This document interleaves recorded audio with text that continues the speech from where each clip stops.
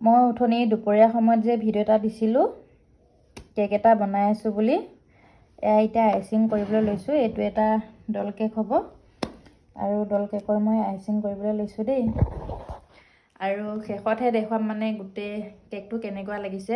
মানে ভিডিঅ' কৰিবলৈ সময়ো নাই আৰু মানে মোবাইলৰ স্পেচো কমি গৈছেগৈ যে, সেইকাৰণে এতিয়া মানে ডেক'ৰেশ্যনখিনি দেখুৱাই থাকিবলৈ সময় নাই আৰু।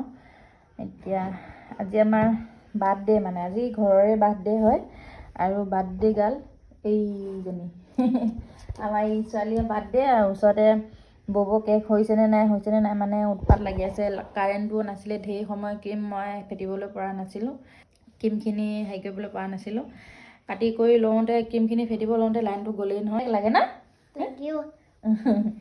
আৰু আপোনালোকে চাই থাকিব দেই, লুকটোহে দেখাই দিম। এনেকৈ কৰি পেলাই আৰু ফাইনেলি হৈ গ'ল মোৰ ডল কেকজনী। ডল কেকজনী